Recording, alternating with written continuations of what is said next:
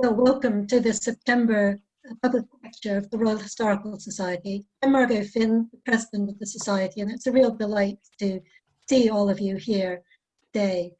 Our speaker today is Professor Simon Ditchfield of the University of York, an expert on urban and religious culture in the Italian peninsula from 1300 to about 1800.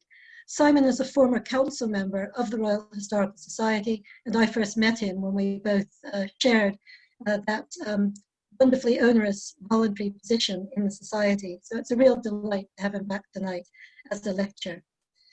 Over to you, Simon.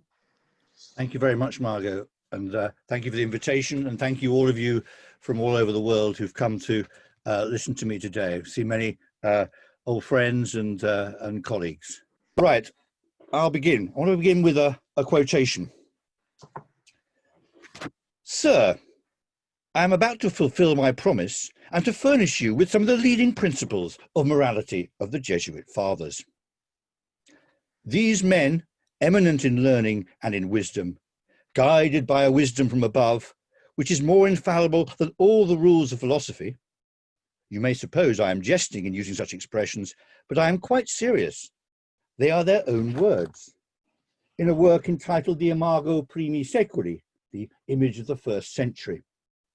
I am only transcribing them, and from the close of their elogium, where they write, "This is the society of men, or rather of angels, predicted by Isaiah in these words, Go, ye angels, prompt and swift of wing."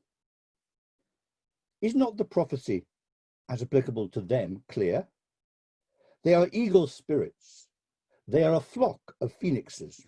A certain author having lately demonstrated that these birds are numerous. They have changed the face of Christianity.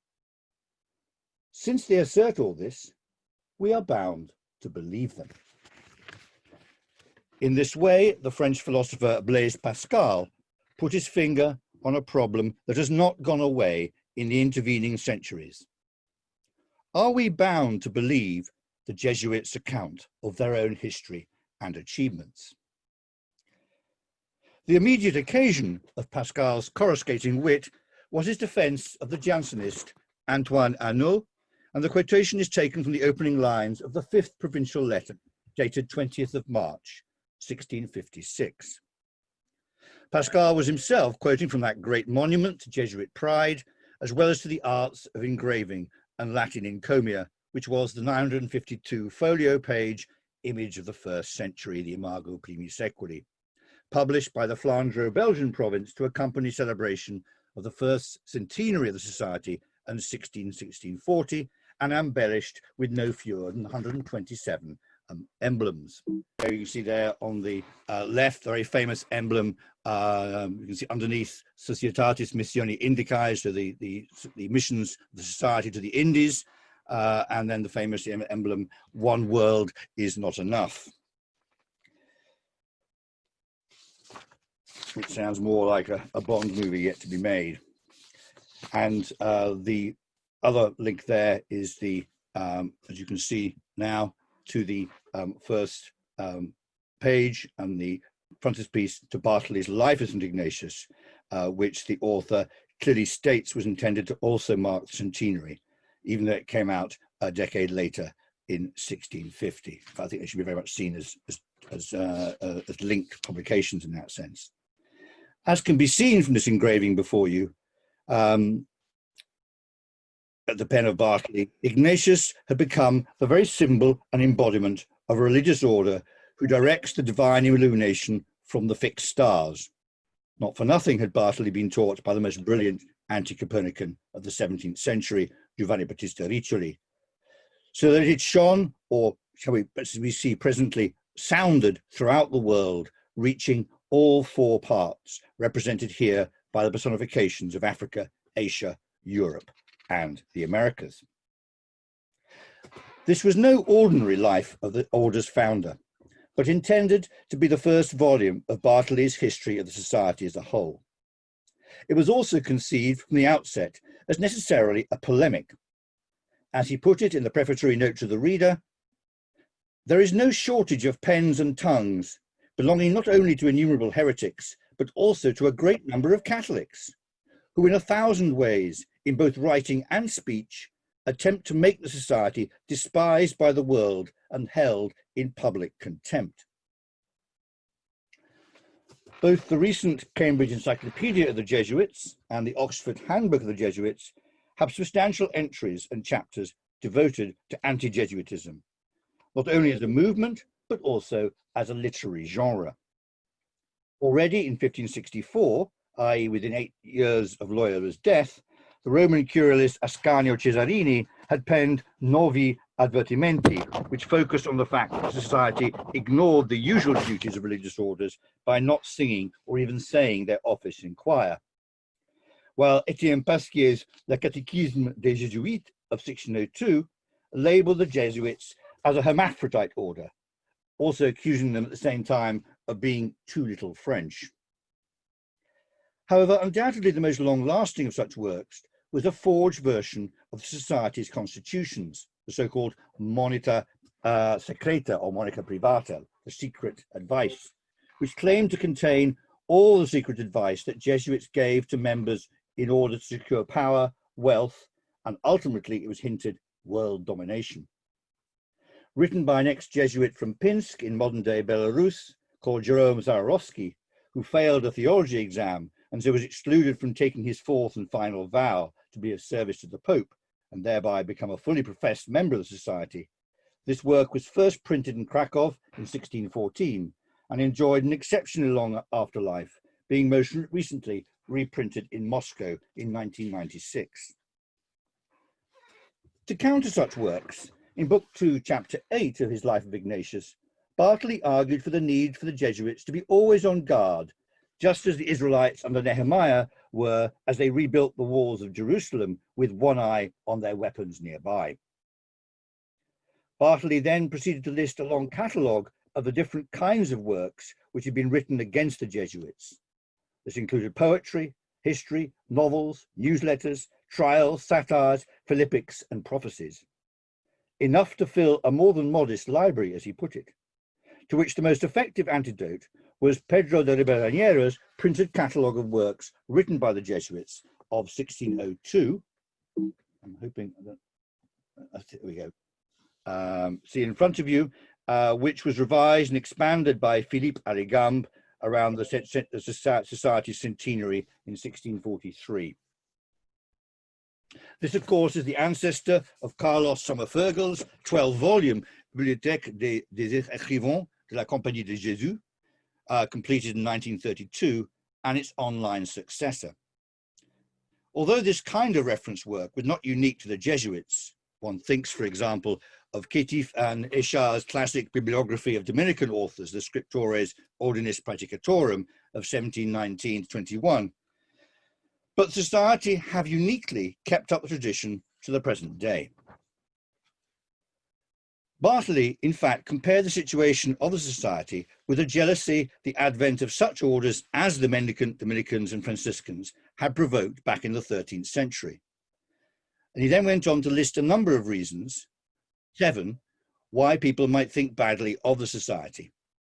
These included ignorance, the reading of books such as the Monitor, blaming the whole order just because there were some bad apples, and the malignity of apostates. However, the real heavy lifting carried out by Bartoli's volume was the energy he expended in demonstrating, firstly, the orthodoxy of Loyola's most famous and important writing, the Spiritual Exercises, which essentially offers a program for a month's silent retreat, including various techniques of prayer, supplemented by approaches to discernment of the retreatant's own spiritual state. And so it was suspected by some of promoting the heresy of Luminism free of clerical control. The next thing he justified was the society's distinctiveness in not reciting the office in choir. And thirdly, why the society possessed several grades of membership. As we've seen, fully professed priests, i.e. those who have taken the fourth vow of special obedience to the Pope in regard to missions, spiritual coadjutors, i.e. priesthood and therefore qualified to preach, teach and hear confessions, and finally simple lay brothers, or to give them their formal title, temporal coadjutors. Those who belong to this last grade who often took vows of poverty, chastity, and obedience, constituted, together with the spiritual coadjutors, between at least a quarter and a third of all those in any single community. Last but not least was Bartoli's emphasis on the significance of the fact that the first Jesuit companions had made their first vow of association on Montmartre, and that martyrdom had subsequently become simultaneously a symbol of the society's legitimacy and a lieu de mémoire for subsequent historians and hagiographers of the society. Bartoli claimed that during the first century there had been at least 300 members of his confreres who had lost their lives. His brief description leaves little to the imagination, and I quote, "They were martyred by being slowly burned for 2 or 3 hours, drowned at sea, torn apart, sliced up, pierced with spears, crucified, beheaded, killed by immersion in freezing or boiling water, poisoned, hanged, or killed by means of the cruelest Japanese torture of being suspended upside down over a ditch until all one's blood had slowly drained out from incisions made behind each ear." For those of you who were able to get to the end of Martin Scorsese's recent 2016 film adaptation of Shusaku Endo's historical novel Silence, it was hearing the groans of the Japanese Christians and the simultaneous silence of Christ which finally persuaded the Jesuit missionary played by Liam Neeson to apostatize. And I just give you the example. There is this almost famous illustrated early martyrology by Matthias Tanner, and I translate from the title: "The Society of Jesus Militant, the defense of God, faith, church, and piety, prepared to lose their lives and to shed their own blood in Europe, Africa, Asia, and America against Gentiles, Mohammedans, Jews, heretics, and the impious." And there's someone being scalded to death, frozen to death, and then the famous occasion when the Protestant pirates forced Pedro Azevedo and his companions to jump out of their ship and drown off the coast of Brazil. For those of you who are unable to stick around till the end of this lecture, my contention will be that, with the important caveat that one should always be mindful of the historical context within which each work was composed, and that, as Bartoli clearly stated, for Jesuits, history was essentially a polemical and rhetorical exercise, one should enjoy the show even if one can't always wholly believe them. Ultimately, and not only for Jesuits, history remains subordinate to rhetoric, supplying the role until well into the 19th century. Bartoli's works, unique, I think, for this genre, continue to be reprinted down to the 1850s. And they were seen really as a rich reservoir of material to adorn the arguments being put forward. Moreover, as the art historian Helen Langdon has powerfully shown, and as I have argued elsewhere, Bartoli was the most visually aware of writers, a supreme ekphrasist who provided direct inspiration for one of the most unorthodox and extravagant painters of the Baroque, Salvator Rosa. Generally speaking, the Jesuits wrote and argued better, and more often than not were better informed and prepared about points at issue than most of their opponents, Pascal and a very few others excepted. This was owing to the existence of a centralized information network of unprecedented scale and geographical scope, as well as of an education program, the famous Ratio Studiorum, or method of study, formalized in 1599, that gave its students astonishing facility in the arts of persuasion, and in the process educated a sizable proportion of the male offspring of the European elite of both Catholic and Protestant persuasion until the suppression of the society in 1773. Robert Marix has calculated that students in the Jesuit colleges spent some 5 hours a day, 270 days of the year, in the company of classical, almost exclusively Latin authors, preeminently Cicero, as a way of honing their skills. Secondly, as we have seen, the Jesuits had plenty of opponents, including those within their own order, against whom to sharpen their quills. As Anthony Grafton taught us long ago, picking up on his teacher Arnaldo Emiliano's call to take notice of the contribution of antiquarians to the history of historical scholarship, polemic was a prodigious generator of erudition and scholarship in the age of humanism and of the Protestant and Catholic Reformations. Arguably, intra-Catholic squabbling had an even more profound and long-lasting impact. Another general point I want to make this evening is the degree to which so many of our narratives and counter-narratives about the making of Roman Catholicism as a world religion have been shaped by the historiography authored by members of religious orders. Again, this is not a new insight. In 2 of his 4 presidential addresses on great historical enterprises, a former president of the society from 1957 to 1961, David Knowles, wrote eloquently of the contribution made by such great 17th century scholars as his Benedictine forebear Jean Mabillon to the science of diplomatics, and of the Jesuit Bollandists to textual scholarship in general, as authors and editors of the most comprehensive collection of saints' lives ever undertaken, the multi-volume Acta Sanctorum, which began publication in Antwerp in 1642.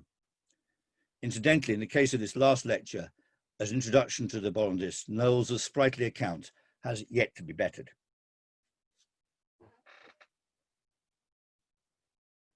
However, it is remarkable how many still treat such products of ecclesiastical erudition as mines of information rather than as rhetorical constructs.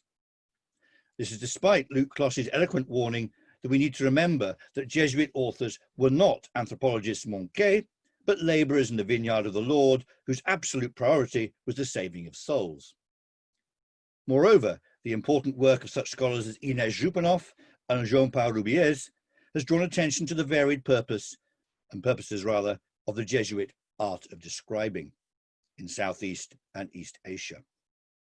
And finally, Pascal Girard's case study of accounts of Christian missions to China, the Philippines, Japan, and Cochinchina has conclusively shown us that such histories are unavoidably textual constructs, which were subject not only to the constraints of genre and shaped by the expectations of their readers, but also written by authors who were not historians in the modern sense of the term, and so should not be read naively as proto-histories of the missions, but rather, as she puts it, mythical or at least symbolic narratives.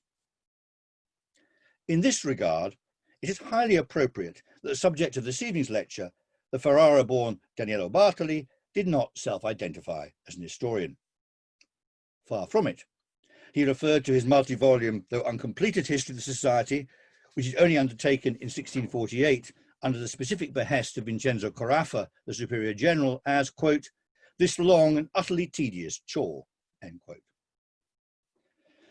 A brief consideration of his career on the one hand and his published writings on the other should help us see not only where Bartoli was coming from, but also the uses of history as he saw them.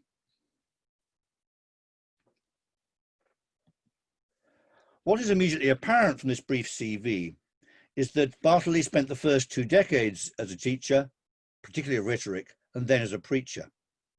It was only after Bartoli's single adventure, which even begins to compare with the trials and tribulations of so many of his missionary protagonists, his shipwreck off Capri, that the Jesuit is nailed to his desk, to borrow his own turn of phrase, and told to set down the adventures of others at second hand. Though he certainly put his direct experience of shipwreck to good use in his many descriptions of storms endured by his brothers en route to Goa and the Far East. It is only in his free time, so to speak, that he will be able to devote attention to writing treatises more to his taste. The first of these, given on the slide, The Man of Letters Defended and Amended, published a year before his shipwreck altered the trajectory of his career so dramatically, was something of a Baroque bestseller, enjoying 8 editions in the year of its publications and translations into at least 5 different languages. It also earned the approbation not only of that trophy Catholic convert and blue-stocking Queen Christina of Sweden, but also of the artist Salvatore Rosa, to whom the Florentine edition of the work was dedicated by its printer. This serves to remind us that being a member of the Society of Jesus was far from incompatible with literary fashionability. This particular treatise argued for the virtues of solitude and the need for the true man of letters to retreat from the life of the court. Like those avatars of heroic freedom, the ancient philosophers of antiquity, such as Diogenes and Crates, who are presented by Bartoli in intensely visual language as astounding curiosities, and who still live, still talk, still teach by means of their sayings and actions, the man of letters should scorn earthly possessions and liberate himself from ambition and fear. Here, the world was a theatre of marvels, full of terrible beauty. Through his artful use of striking paradox, orrida bellezza being one example, wild beauty, and arresting visual language, Bartoli unsettled his audience's perception of the world, thereby provoking awareness of its deeper underlying unity. And of course, these rhetorical skills he brought to bear on his history. The second non-history related listed treatise on the list on atmospheric pressure refers to the debate of Robert Boyle and others over the existence of the vacuum. In his treatise, Bartoli was concerned above all with not compromising the orthodox Aristotelian position, which denied the possibility of the vacuum. Throughout, Bartoli was content to cite the experiments of others, though we know he owned a copy of Boyle's works and disagreed with them. There are several other treatises, both moral and scientific, which the Jesuit continued to publish as a sideline to his official duties. These included one on acoustics and another on the freezing properties of water. So far, so straightforward it would appear. A gifted teacher and preacher with a bit of hinterland, who was commanded to write a history of the society in a period when history was still seen not as an autonomous discipline, as I've said, but rather as a reservoir of stirring and striking examples to praise the good and damn the bad. This logic becomes even clearer when one takes into account that from its very beginnings, the society had been constituted in such a way as to ensure that not only would Bartoli's rhetorical talents be matched closely to the task at hand, but that he would be furnished with plenty of raw material through membership of religious order, for which the effective circulation of information was its very lifeblood. To begin with, there was a stress from the outset on the importance of instilling into new members of the society a sense of the order's history. Moreover, by 1565, the second general congregation of the society's parliament, if you like, specified in a single decree concerning the manner of communicating not only the frequency with which local superiors should write to their provincials, but when both of them should write the superior general. And of course, there on the right is the reading room of the archive, where one can still consult so many of these rich sources. The constitutions, published just 2 years after the founder's death in 1558, required superiors of individual Jesuit houses to write weekly to their provincial, who in turn was obliged to write to the superior general, also on a weekly basis if close by, and monthly if located at a greater distance from Rome. The key figure here, and arguably only second to Loyola himself in shaping the society's DNA, was Juan Alfonso de Polanco, who acted as secretary for the society for no fewer than 26 years from 1547, and who was finally to be given his due in a much anticipated forthcoming monograph by Paul Nellis on the role of writing and communication in the early society. For Polanco, the letter was the law in a very real sense, and although this level of frequency just mentioned was soon abandoned as impracticable, a Jesuit letter writing manual of 1620 refers to at least 16 different kinds of documents which provincials were obliged to send to Rome on a regular basis, as Marcus Rhetoric has noted in his important work on Jesuit governance. The resulting archive, seen here on the right, offers scholars to this day the opportunity to gauge the grasp, as well as measure the reach, of an institution which is only comparable to the archives of the papacy itself in its claim to command a genuinely global frame of reference. Also, rectors of colleges were instructed to prepare annually a catalogue of those resident to send to their provincials, who would then send them on to the superior general.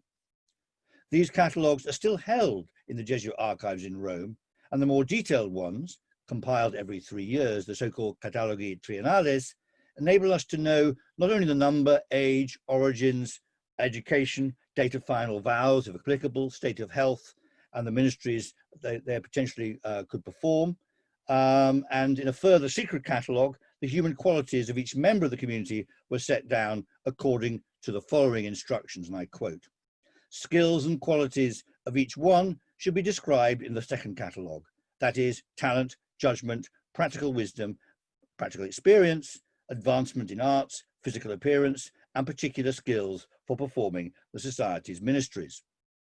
According to Cristiano Casalini, Although catalogues of individual members have been kept by the Benedictines, the Franciscans, and the Dominicans, such a systematic attempt at personality profiling, based on the assumption that the body and soul were connected, was new. And it was also consonant with Ignatian spirituality, since spiritual exercises, in the words of Castellini, affirmed the idea of psychosomatic unity as the fundamental lens through which to examine the individual. Here is the relevant information about Bartoli that was collected for one such entry into the Triennale catalogue dating from 1633, when the Jesuit was just 25 and living and working in the prestigious Jesuit college in Parma, which enjoyed particularly generous support from the ruling Farnese dynasty. And I'm very grateful to Stefano Tutino for helping me decode some of these symbols. So going from left to right, it judges Bartoli according to the following qualities, which actually at the top of the page, so you can't see them in the extract I've got there. But the first one on the left was ingenium, i.e. intellectual capabilities, and you can see there, bonum. Second was judicium, judgment, also bonum. Third was prudentia, prudence, moderate.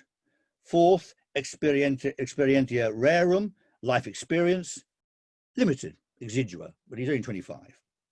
Fifth, perfectus in litteris, his educational capabilities, optimus in hum, so excellent in the humanities. Sixth, his naturalis complexio, his temperament, melancholic.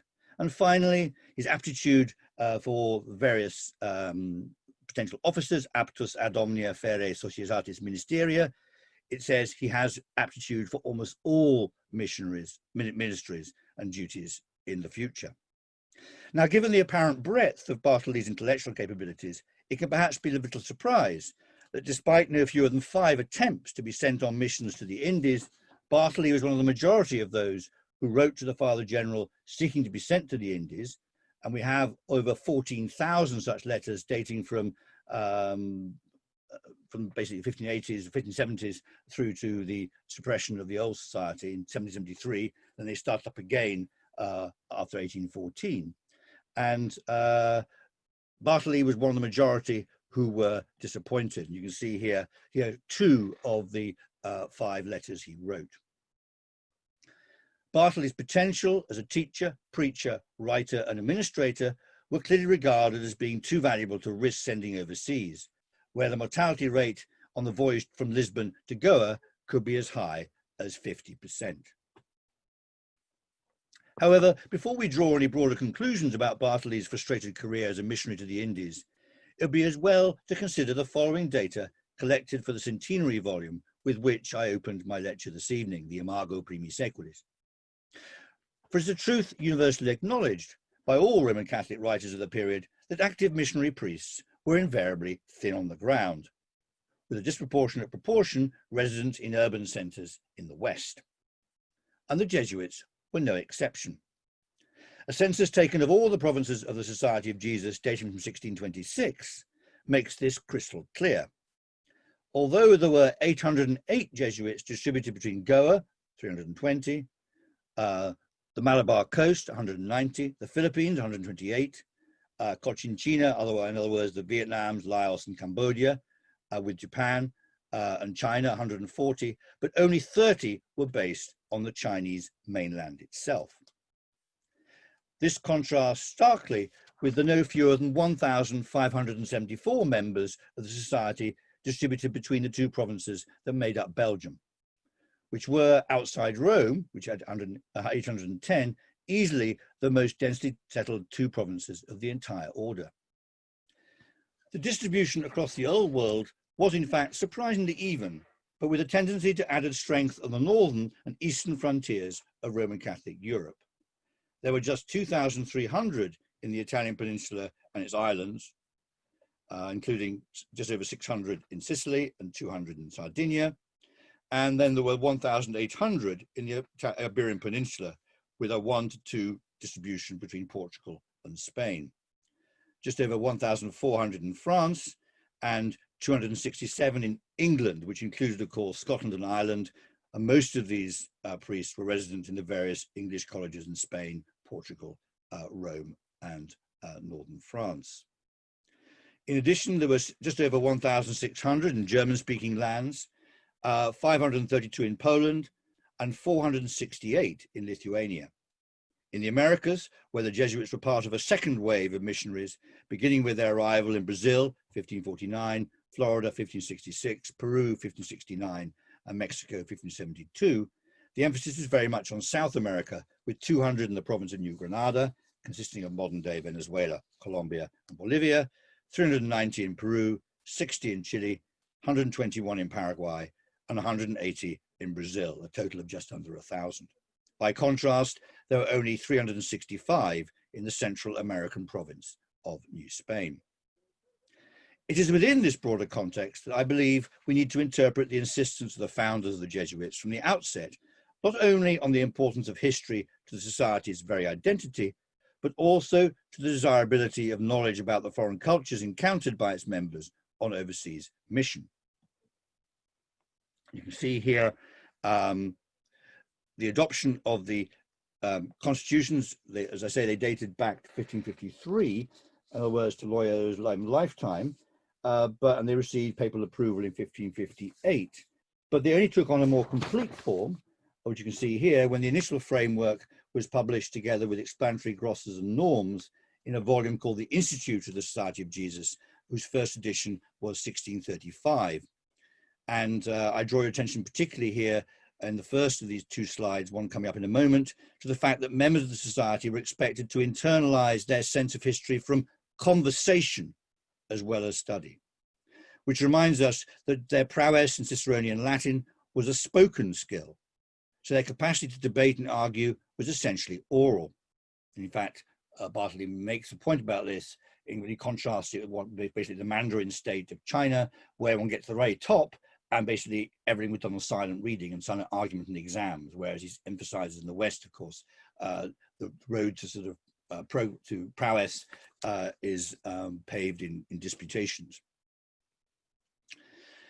And I got lost here, yes. Works such as Bartoli's Historia were to be heard rather than read. And in fact, they are big folio volumes to be rested on a lectern rather than held in the hand. In this regard, I particularly welcome the challenge which Jennifer Richards has laid down to us in her recent tour de force, Voices and Books in the English Renaissance, a new history of reading, that we must learn to listen to early modern texts and as scholars be more voice aware. Anyone out there want to do an audio book of Bartoli? That would be a great service. The age of print did not silence the written word. To quote Richardson, it aligned eye, tongue and ear and allowed oral literacy to flourish.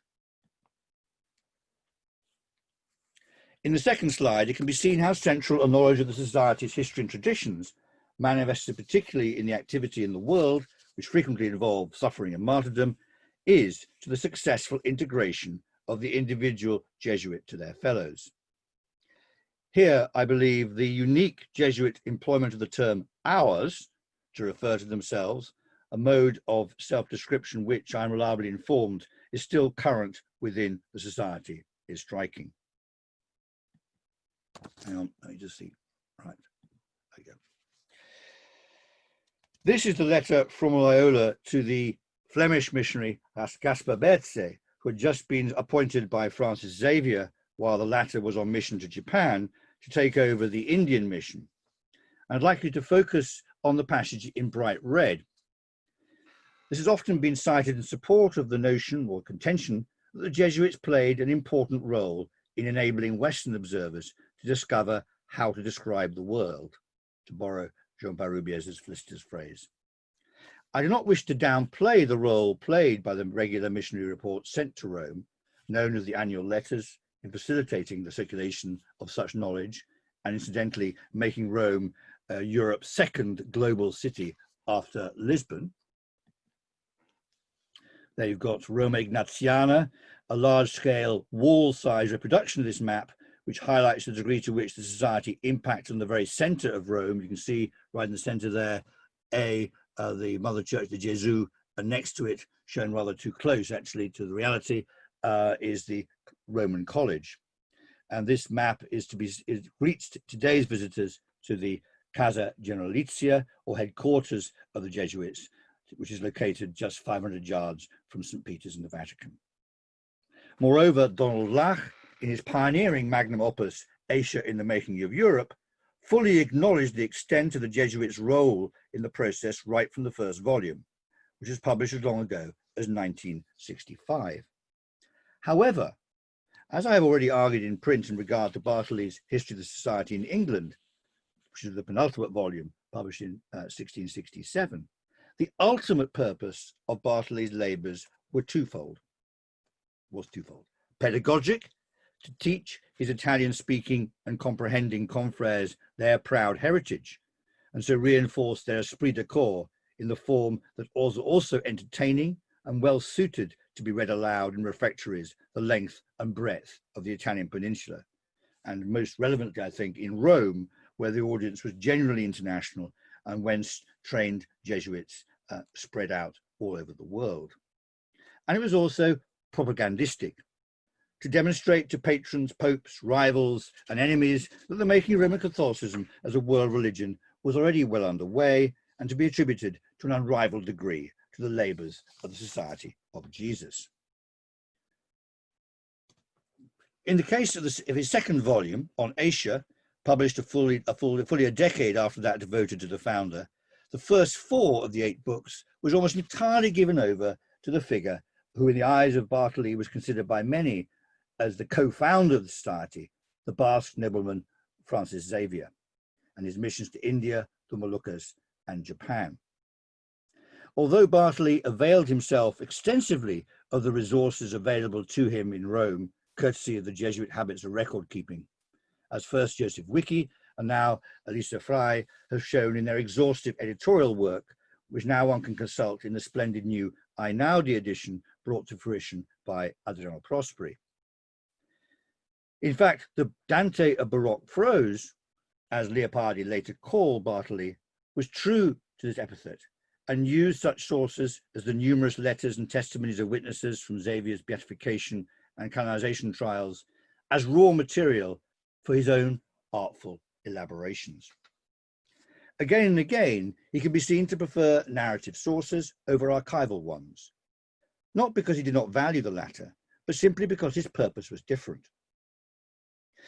He set this out in a very brief, undated document, but probably written about the time of the composition of the volume on Asia, in the late 1650s.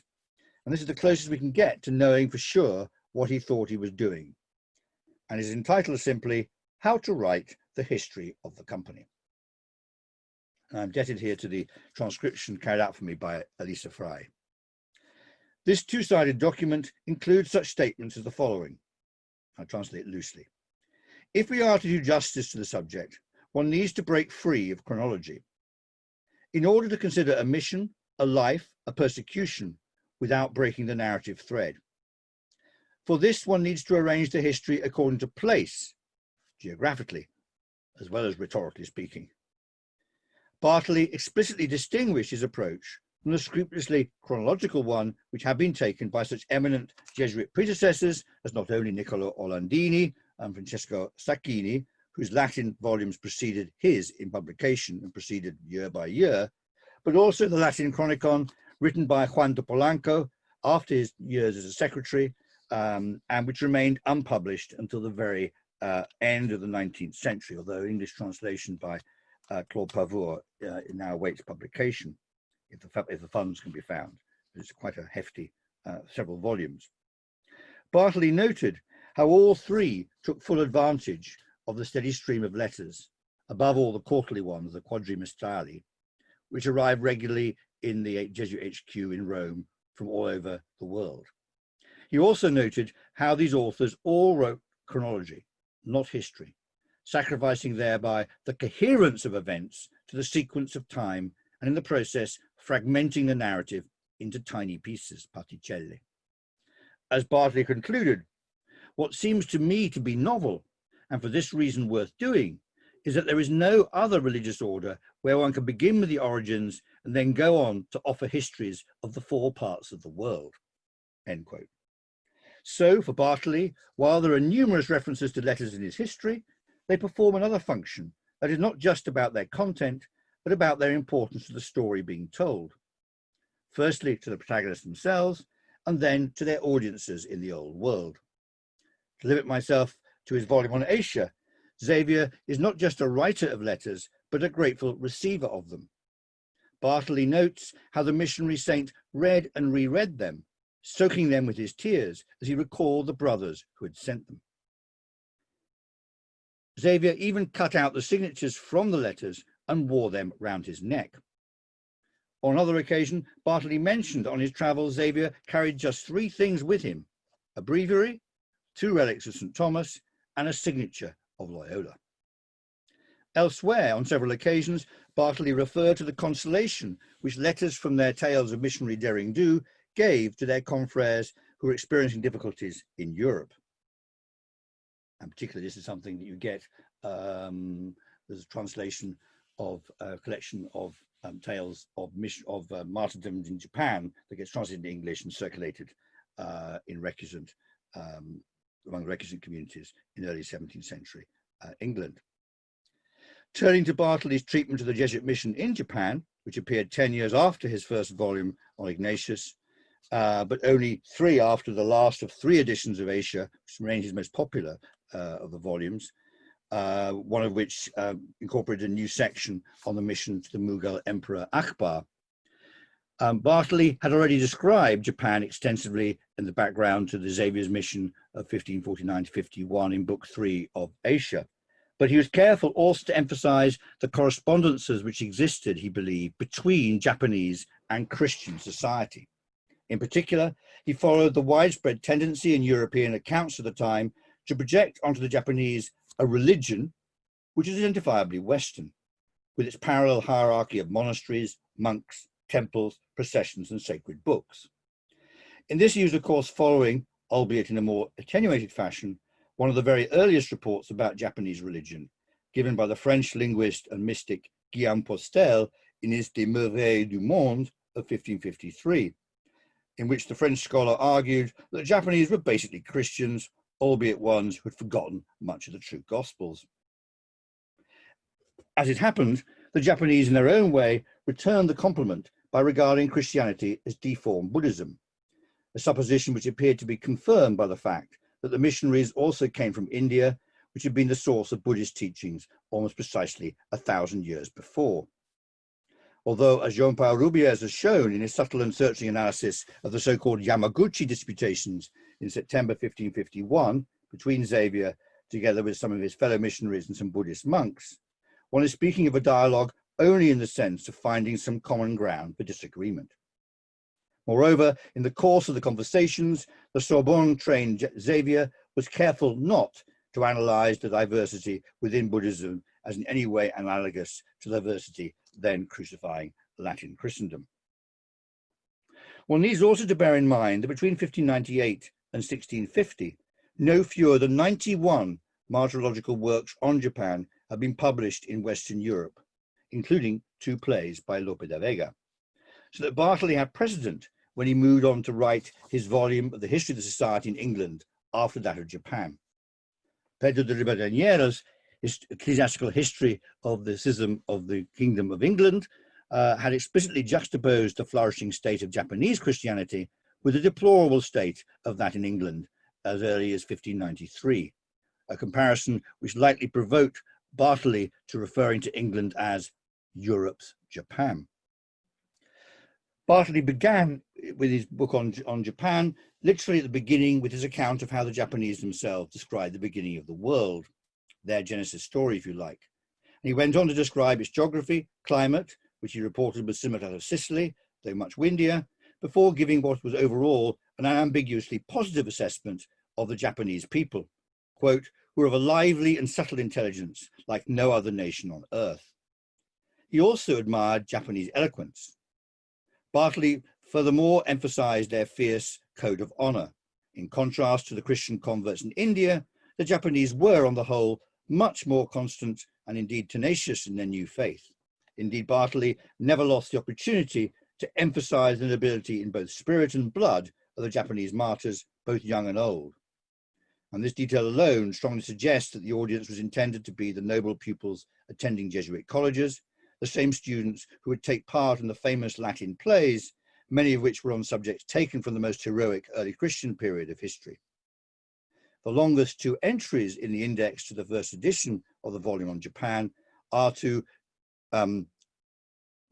Japanese women memorable for their virtue, and their Christian names constitute a veritable roll call of early Christian heroines, Masentia, Marta, Tekla, Susanna, Monica, and so on, to the extraordinary torments given to Christians, the list of tortures, which ran to 1.5 columns and left little to the imagination. Bartoli's narrative ends with the expulsion of the Jesuit missionaries more or less 100 years after Xavier's arrival. This is more or less the chronological endpoint, too, of Bartoli's third part of the Asian mission, and the next to be published in 1663 on the China mission. If the volume on Japan came to resemble a contemporary updating of the Roman martyrology, with its mainly Japanese, together with a few Jesuit martyrs, standing in for their late antique prototypes and successive shoguns for pagan Roman emperors, Bartoli's narrative on the Jesuits in China was very different. Notwithstanding the chaos that accompanied the transition from the Ming to Qing dynasties in the middle decades of the 17th century, which during the final years of the regency of the Kangxi emperor had effectively led to the Jesuits being under house arrest, Bartoli's tale was upbeat. And indeed, by the end of the 1660s, the fortunes of the society were to be spectacularly reversed when the able Flemish astronomer and mathematician Ferdinand Verbiest was able to take advantage of the opportunity given to him by the young emperor to demonstrate the superiority of Western astronomy over its Chinese counterpart, to be appointed director of the Imperial Mathematical Tribunal and become sometime tutor to the longest serving and arguably most successful ruler in Chinese history. However, this postdated Bartoli's account, which instead focused on the success of Matteo Ricci's mission. The focus was for the very obvious reason that Bartoli had by his side in Rome Ricci's account of his time in China, which at the time was only publicly available in a Latin rendition that had been translated by the Flemish Jesuit Nicolas Trigault and used by him to help raise money, very successfully as it turned out, for the Chinese mission. However, on several occasions in his text, Bartoli insists on the fact that Ricci, not Trigault, was a true author of this text, which remained unpublished until the 20th century. As is well enough known, the account of the Jesuit mission to China as mediated by Matteo Ricci is one of hard work mastering the Confucian classics and the art of Chinese composition, and small setbacks, mostly orchestrated by imperial officials jealous of the Jesuits' talents. It reached a fitting conclusion with Li Matu, his transformation into a silk-clad honorary member of the Chinese literary elite, and his burial consisting, at the emperor's insistence, of an uneasy marriage of Confucian and Christian rituals. In this volume on China, Bartoli gives free rein to his interest in geography and astronomy, describing in some detail not only the enormous size of the Chinese empire, but also its corresponding wealth and the sophistication of its Mandarin elite, including its education system and its exams, as I already mentioned. Bartoli's admiration centered on the figure of Confucius, whose ethical teachings and their focus on ceremony, obedience, and order sustained a European-wide Sinophilia until at least the mid-18th century. The only fault that Bartoli could see in China was their ignorance that there was anything worth knowing outside their vast realm, which is why Ricci's diplomatic success at showing the emperor his map of the world without provoking imperial fury is surely the high point in Bartoli's account. Given Bartoli's own interest in scientific instruments, clearly visible in his frequent deployment of astronomical metaphors and his interest in navigation, displayed particularly in the first volume, The Missions in Asia, which may have his origins, as I believe, in the fact that he was the companion of Ricci in Bologna. It is strange, however, that so little is made of the role played by these skills in securing imperial favor for the Jesuits in China after Ricci's death. There is, for example, no reference whatsoever to the German Jesuit Adam Charles von Bell, who oversaw modification of the Chinese calendar under the last Ming emperor, and also skillfully managed to ingratiate himself with the founder of the Qing dynasty, the Shunxi emperor, who made him director of the Imperial Observatory. The final two volumes of Bartoli's History of the Society were on Europe. He did not even begin to work on collecting material for the volume which had been originally envisaged on America. That on England, as I've already acknowledged, and analysed at some length elsewhere, suffice it to say here, it was very different from the other volumes in two respects. First, its deployment of the many more primary documents, and second, it's focused tightly on proving the compatibility of loyalty to the papacy with that to the English crown. Accordingly, it focused overwhelmingly on the reign of Queen Elizabeth. The volume on Italy was scarcely less polemical and defensive, although the focus in this volume was on the doctrinal orthodoxy of the Jesuits, and much space was given to the Jesuits' contribution to the deliberations of the Council of Trent, including, crucially, the discussions specifically related to justification, as well as to the positive contribution made by the Society by means of their schools and colleges and by their missions to the other Indies, that is to say, the backwoods bereft of adequate religious instruction, where priests were dressed no different from their peasant parishioners, with whom they worked in the fields side by side to support their wives and children. Bartoli's example given here is Silvestro Landini's mission to Corsica, which the Jesuit famously compared to India in a letter to Loyola. As with the volume on England, that in Italy was also narrowly focused, chronologically speaking, beginning with Loyola's arrival at the gates of Rome in 1537 and ending with the election of Francisco Borja as Superior General in 1565. To wind up, a much better known treatment of the Jesuits as missionaries to all four parts of the world than Bartoli's, and with which I draw this lecture to a close, is Andrea Pozzo's dizzying fresco, The Worldwide Mission of the Society of Jesus, which covered the enormous nave ceiling of Sant'Ignazio in Rome, a church that was physically integrated into what remained the largest education complex in Western Europe until the 19th century, the Roman Church in central Rome. The church of Sant'Ignazio's prominent role in the ceremonial and liturgical life of the students at the Society's preeminent educational establishment made it even more central to the daily routine of the many future Jesuit missionaries who studied and taught. Pozzo, who was incidentally a temporal coadjutor, i.e. a lay brother in the Society, so would likely have been very familiar with Bartoli's narrative from countless communal meals in refectory, carried out work on the fresco between 1691 and 1694, in other words, a decade after Bartoli's death. This image will likely be known even to those of you in the audience today who don't work on either the Jesuits or on the Protestant or Catholic Reformations, since it has become the go-to image for any publisher, author or lecturer who wants a striking image to stand for the making of Roman Catholicism as a world religion in the early modern period. Indeed, Pozzo described it himself in the following terms, quote, "My idea in the painting was to represent the works of St. Ignatius and of the Company of Jesus in spreading Christian faith worldwide. In the first place, I embraced the entire vault with a building depicted in perspective. Then in the middle of this, I placed the three persons of the Trinity, from the breast of one of which, that is the human Son, issues forth rays that wound the heart of St. Ignatius. And from him they issue as a reflection spread to the four parts of the world depicted in the guise of Amazons. These torches that you see in the two extremities of the vault represent the zeal of Ignatius, who in sending his companions to preach the gospel said to them, 'Go and set the world alight,' verifying him Christ's words in Luke, 'I am come to send fire on the earth, and what will I but that it be kindled.' I hope over the course of the last 50 minutes or so, I've managed to convince you that even if you cannot disagree with Pascal, you can agree with me that Bartoli's equally propagandistic, if more various word painting, has been at least worth the detour.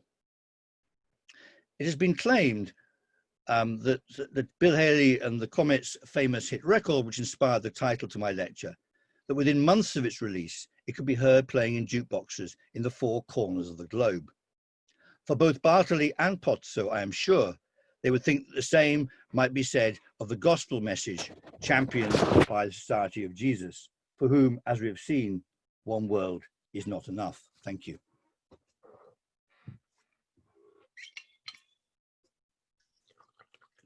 Thank you so very much, Simon, for a wonderfully rich lecture, exploring, among other things, the very different purposes and functions of history for the Jesuits.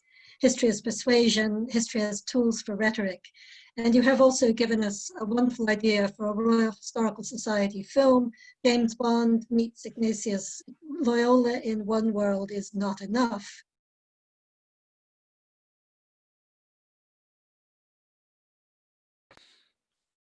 I think we'll start the questions, Simon. I'm sure that other people will drop in as we go along. The first question that we have for you is whether you have any information on the financing of Bartoli's history. If we can just begin there, perhaps. Yeah, that's a really interesting point. I was about to start, hopefully, I intended to go to Rome actually this March, because he always used the same printer. And I was going to go to look at the notarial archive in the Archivio di Stato. But of course, with coronavirus, it's all been closed, and now it's been reopened. They're not allowing anyone to look at the inventories. So effectively, unless you know which notary you're concerned with, it's always the same guy. So the same company do all of them. So I think it'd be very interesting to find out what the financing is. I mean, I think he was an extraordinarily quick worker, and also, I mean, we do have some notes, but effectively the manuscript versions are more or less as printed. You get things tipped in, and you get a few paragraphs added and a few removed, but effectively it's printed as he writes. It was actually remarkable. But it would be very interesting to know a bit more about that. Frederick Fermot has done a very interesting PhD. I hope can turn into a book on financing the missions in more general terms. And of course, way back when there was that very famous one, it'll come to me in a moment, the guy's name we worked on, the Jesuits in Brazil, in a book back in the 90s. But I think it'd be very interesting to know the funding, because it was a luxury folio. I mean, it's very interesting because I'm working from Google Books, because I'm living in a city with a crap library. With all due respect to the fine Minster Library, which doesn't have its collected Bartoli's, it's easy to forget that these are big, and they're very good quality, because they're all the same as a Google book. But yes, I think as soon as we can get back and the Archivio di Stato and the Archivio Capitolino open again, I want to follow this up. Excellent. Thank you, Simon. We've got a question from Peter Neville Hadley as well. If, Okay. as I think you suggested, the content of Jesuit accounts of the Society's history gives promotion of the Society's aims precedence over historical accuracy, would it be fair then to say that the only thing that can be learned from such histories is what is intended that the reader should believe? If so, do you note any tendency among modern commentators who may accept that view, nevertheless to forget it when finding material in the histories that support a case they're trying to make? Okay, if I understand correctly there, Peter, what you're saying really is that sort of is a much case of essentially people uncritically believing what the Jesuits have to say, and can one read off that to find out what was there a real story? Well, I think there is the point I'm trying to make really is that the Bartoli story is a real story of its type, but it's very much geared to do a particular thing. I remember there was a lot of work being done by this guy, Joseph Wicki, looking at the beginning of Asia and trying to work out every single thing he'd read and what have you. And then in a sense being disappointed that he hadn't followed through and made the whole thing, shown his homework, so to speak. But I think that's really missing the point. I think he's sort of would assemble stuff. He had a thing he called the selva per historia, so sort of a sort of forest literally, and he'd have pro contra things, and he'd have everything arranged. Although he's always inveighing against chronology, he relied on it very much. And in fact, in the last years of his life, he started to go back and rewrite the Historia as a chronology, and it didn't get published in the 19th century. But I think that people on the whole, because of the very nature of the paper trail left by the Jesuit order, people don't need to go to Bartoli. They go straight to the annual letters. They go straight to other reports, the catalogues. talking about the nature of the Jesuits. And so there's plenty of material that you can find and use, and you don't need to rely on these narrative histories. That's in a sense the luxury of the Jesuits. And it's very, very easily to be seduced in a way because it's all there. It's also a delightful working environment. The archivists of the Roman archive are all, without exception, delightful and helpful. Also has the best Wi-Fi in any archive in Rome. So it's a very comfortable place to go. And that one have to really remember. And in fact, it would be very good, for example, for me to go out and start digging around notarial archives and trying to cross-reference material to be found elsewhere. But I think that it's not so much a problem in the sense that the Jesuits have left enough records that we don't need to rely on these narrative histories. But we can actually then interpret those narrative histories as ways of discerning how the Jesuits wanted to be looked at and be considered. I mean, one of the things that I didn't have time to really talk about was this whole range of why was it written in Italian? This guy is clearly a very, very good Latinist, and of course the international language was Latin. So all I can really think there is this idea that he was that he wanted to the fact that so many priests were still trained in Italy, even if they weren't Italian, which is of course true to this day among the Jesuits.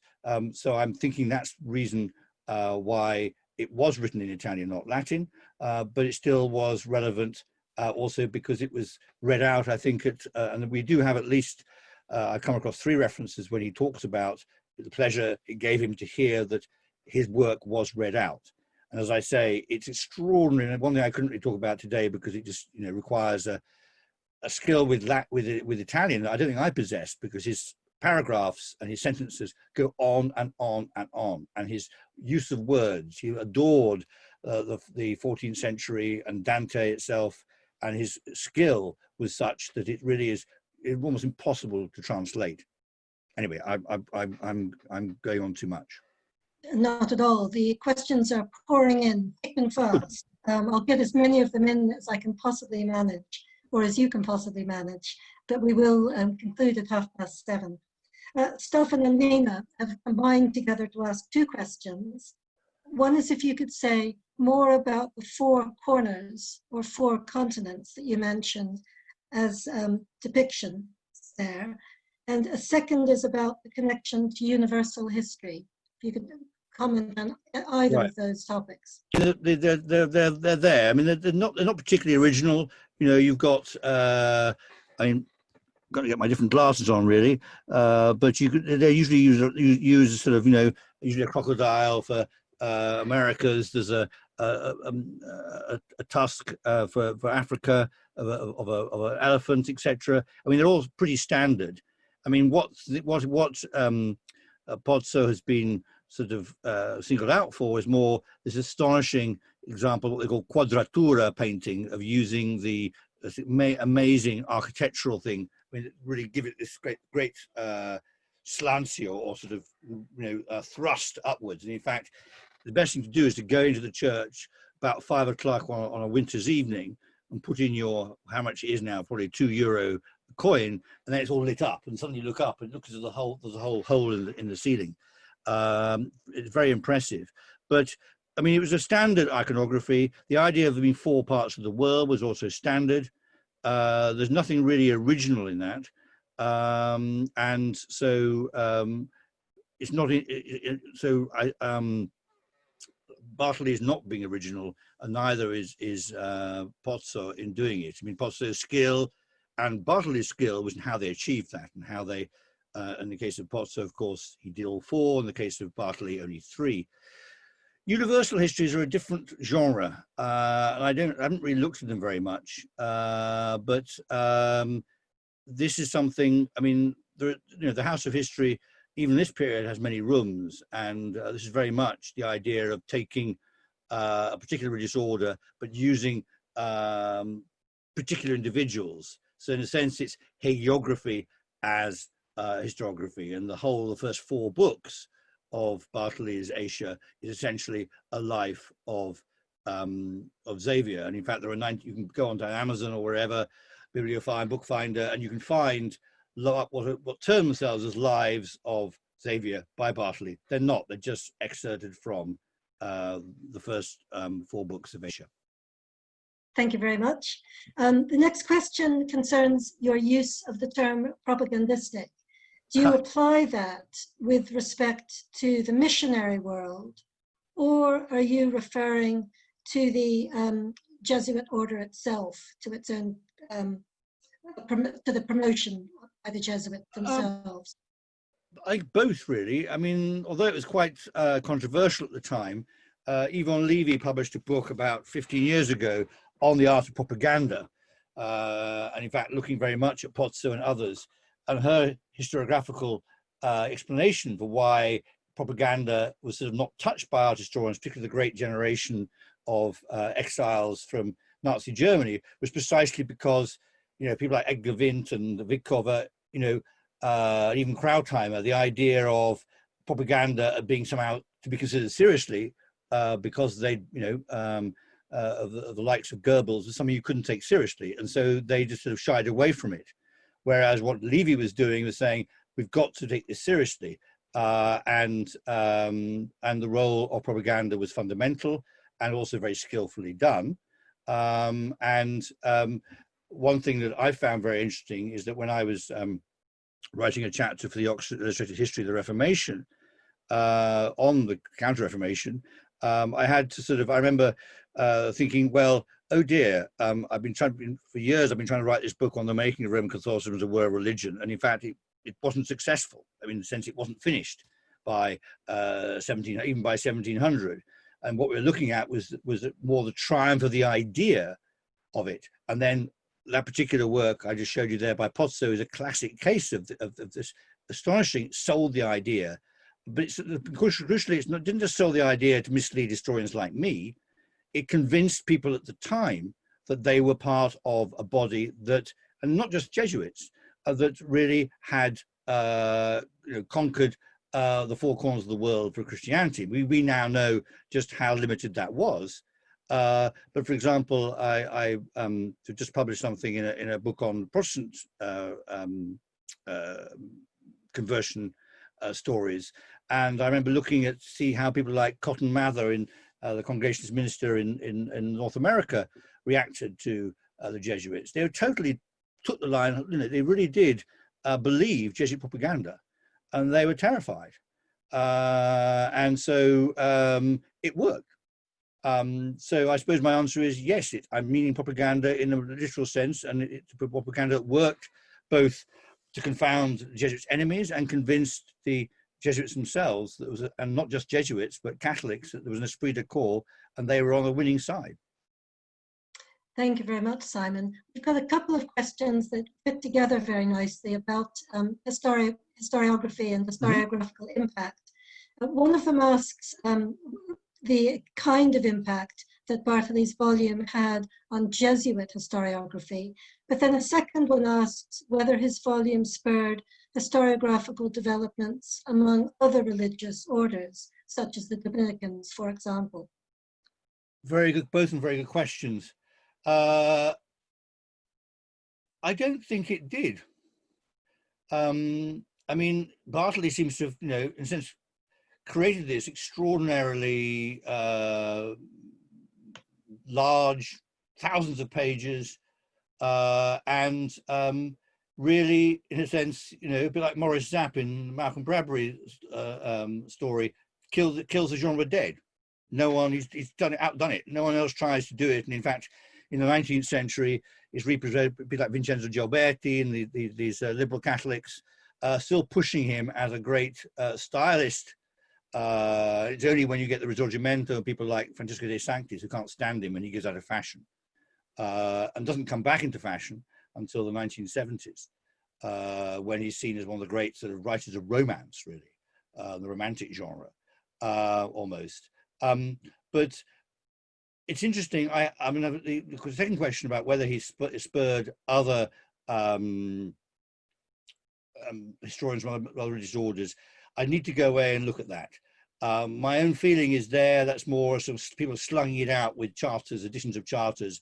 So you've got the Maris, inspired by Mabillon, and then you'll have, say, other religious orders who are trying to just say how old they are.